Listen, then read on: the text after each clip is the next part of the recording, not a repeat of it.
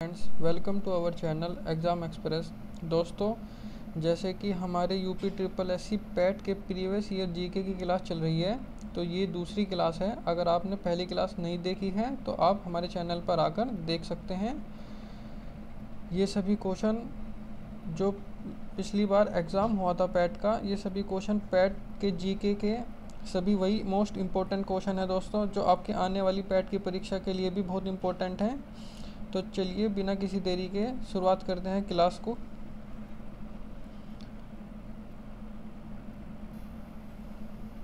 चलिए फ्रेंड्स, देखते हैं। जैसे कि पहला क्वेश्चन है, निम्नलिखित में से कौन सा भारत का सबसे छोटा केंद्र शासित प्रदेश है। केंद्र शासित मतलब यूनियन टेरिटरी की बात हो रही है। तो दोस्तों, भारत का सबसे छोटा केंद्र शासित प्रदेश जो है वो है लक्षद्वीप।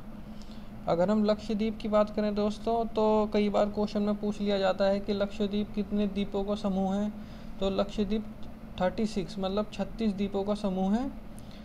और अगर इसके अलावा अगर हम बात करें दोस्तों, अगर कभी क्वेश्चन पूछ लिया जाए कि सबसे बड़ा केंद्र शासित प्रदेश कौन सा है, तो वो केंद्र शासित प्रदेश है दोस्तों लद्दाख।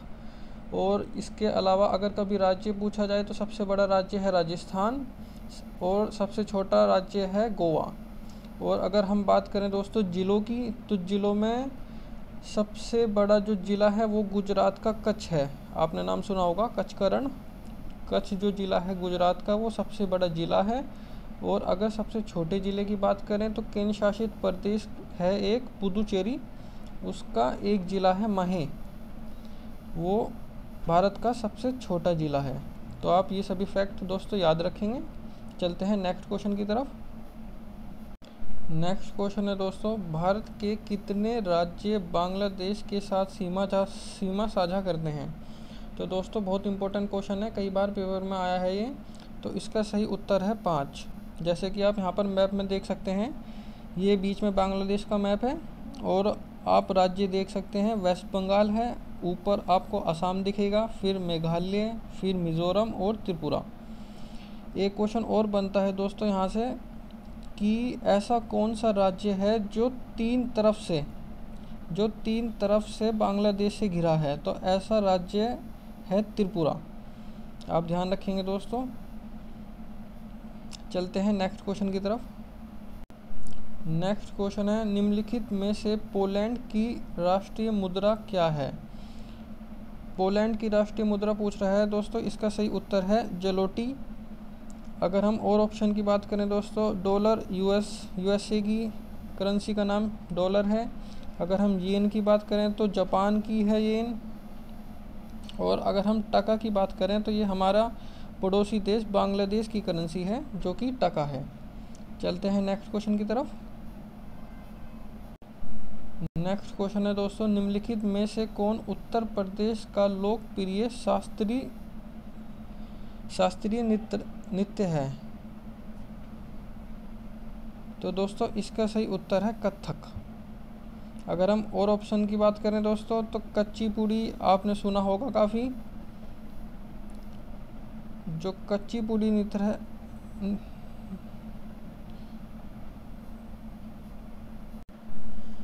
ये आंध्र प्रदेश का है दोस्तों।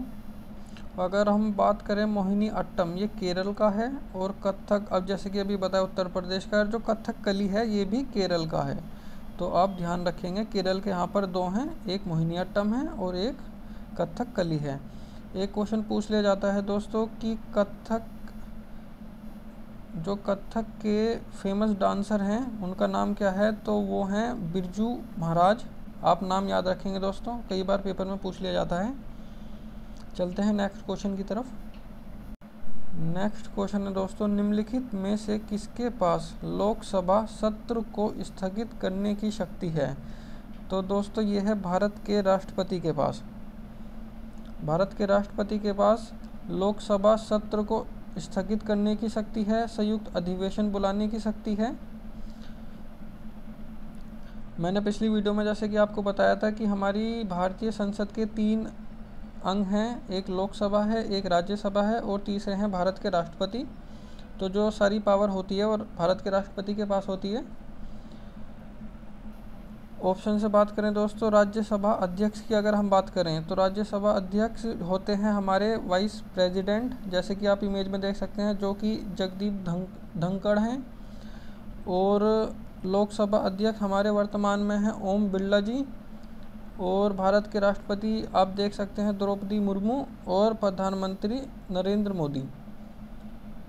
चलते हैं नेक्स्ट क्वेश्चन की तरफ। नेक्स्ट क्वेश्चन दोस्तों कई बार एग्जाम में पूछा गया है और आगे भी बहुत इम्पोर्टेंट है। अंतर्राष्ट्रीय अहिंसा दिवस किस दिन मनाया जाता है? तो दोस्तों ये हमारा जो मनाया जाता है वो 2 अक्टूबर मतलब गांधी जयंती के दिन हम अंतर्राष्ट्रीय अहिंसा दिवस को मनाते हैं, तो आप ध्यान रखिएगा। चलते हैं नेक्स्ट क्वेश्चन की तरफ। नेक्स्ट क्वेश्चन इम्पोर्टेंट क्वेश्चन है दोस्तों। वास्को डी गामा का मकबरा भारत में निम्नलिखित में से किस स्थान पर स्थित है? जी हाँ दोस्तों, वास्को डी गामा का जो मकबरा है वो भारत में स्थित है। और भारत में कहाँ पर स्थित है? वो कोची में स्थित है, तो आप ध्यान रखेंगे। इसके अलावा यहाँ से वास्को डी गामा से एक बहुत मोस्ट इम्पोर्टेंट क्वेश्चन पूछा जाता है दोस्तों कि वास्को डी गामा भारत कब आया था? तो आप ध्यान रखेंगे, वास्को डी गामा भारत 1498 में भारत आया था वास्को डी गामा, तो आप ध्यान रखेंगे। चलते हैं नेक्स्ट क्वेश्चन की तरफ। नेक्स्ट क्वेश्चन है दोस्तों, थॉमस कप निम्नलिखित में से किस खेल से संबंधित है? तो आप इसे ध्यान रखेंगे दोस्तों, यह है बैडमिंटन से संबंधित। और सभी खेलों की बात करें दोस्तों तो टेनिस की बात करते हैं। टेनिस के साल में 4 इम्पोर्टेंट खेल होते हैं दोस्तों, तो आप इसे याद रखेंगे। एक होता है ऑस्ट्रेलियन ओपन, एक होता है फ्रेंच ओपन, एक विंबलडन और एक होता है यूएस ओपन। क्रिकेट की बात करें अगर दोस्तों हम, तो क्रिकेट की एक फेमस ट्रॉफ़ी है जिसे हम कहते हैं रणजी ट्रॉफ़ी। और एक ट्रॉफ़ी है जिसे आप जानते भी होंगे दिलीप ट्रॉफ़ी, और एक है सैयद मुश्ताक अली ट्रॉफ़ी। तो आप ध्यान रखिएगा सबका। चलते हैं नेक्स्ट क्वेश्चन की तरफ।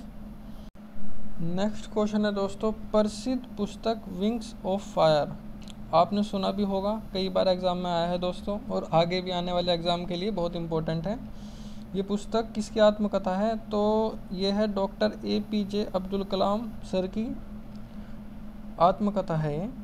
और अगर इसके अलावा और ऑप्शन की बात करें दोस्तों, जवाहरलाल नेहरू की अगर बात करें तो उनकी एक फेमस बुक है द डिस्कवरी ऑफ इंडिया, याद रखिएगा आप। और अगर महात्मा गांधी जी की बात करें तो इनकी एक फेमस बुक है हिंद स्वराज। चलते हैं नेक्स्ट क्वेश्चन की तरफ। नेक्स्ट क्वेश्चन है दोस्तों, जजिया फिर से लगाने वाले मुगल शासक का नाम क्या था? तो दोस्तों इसका सही उत्तर है औरंगजेब। इसके अलावा अगर बात करें दोस्तों, कई बार पूछ लिया जाता है कि मुगल राजाओं का जो क्रम है वो पूछ लिया जाता है, तो आप जैसे कि इमेज में देख सकते हैं, बाबर, फिर हुमायूं, फिर अकबर, फिर जहांगीर, फिर शाहजहां, फिर औरंगजेब। इस क्रम को आप याद रखिएगा। कभी भी पूछ लेते हैं 20 से किसी का क्रम पूछ लिया जाता है, तो आप इस क्रम को याद रखिएगा। चलते हैं नेक्स्ट क्वेश्चन की तरफ। नेक्स्ट क्वेश्चन है दोस्तों, निम्नलिखित में से किसे अंग्रेजों द्वारा शुरू किए गए सबसे महत्वपूर्ण योगदान में से एक माना जाता है? तो दोस्तों अंग्रेजों के समय पे शुरुआत हुई थी भारतीय रेलवे की।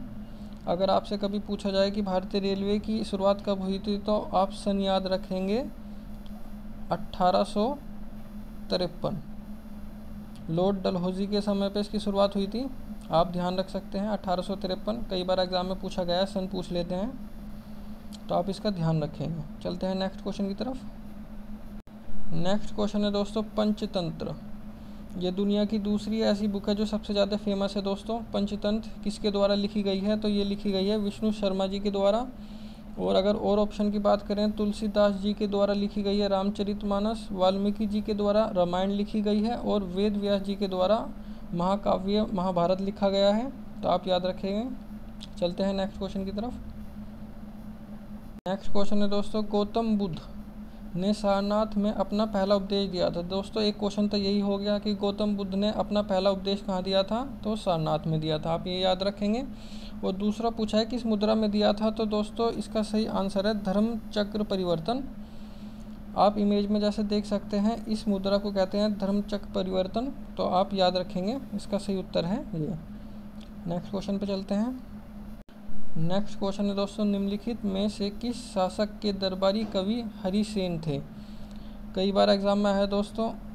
इसका सही उत्तर है समुद्रगुप्त। अगर और ऑप्शन की बात करें तो इस ऑप्शन से अशोक बहुत इम्पोर्टेंट है दोस्तों। अगर अशोक की बात करें तो अशोक के शिलालेख के ऊपर कई क्वेश्चन आते हैं। तो अगर शिलालेख की बात करें तो अशोक के कितने शिलालेख हैं? 14 शिलालेख हैं।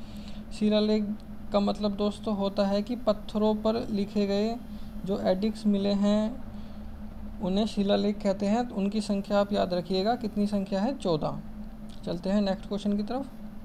नेक्स्ट क्वेश्चन दोस्तों, सागौन के जंगल भारत में निम्नलिखित में से किस राज्य में पाए जाते हैं? तो दोस्तों आप याद रखेंगे, इसका सही उत्तर है मध्य प्रदेश।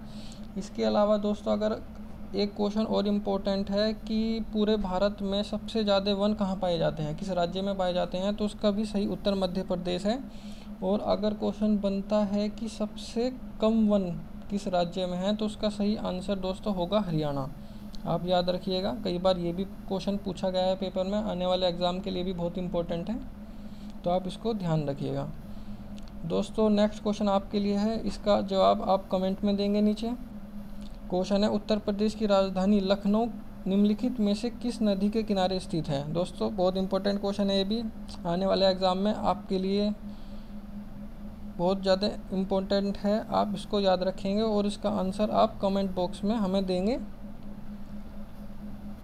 इसके अलावा दोस्तों अगर वीडियो आपको अच्छा लगा हो तो वीडियो को लाइक करें, चैनल को सब्सक्राइब करें, और ऐसे ही हमारी और वीडियो आएंगी पैट की। ये दूसरी क्लास है, अगर पहली क्लास आपने नहीं देखी है तो आप चैनल पर जाकर देख सकते हैं, और तीसरी क्लास भी जल्दी आएगी दोस्तों। तो तब तक के लिए धन्यवाद।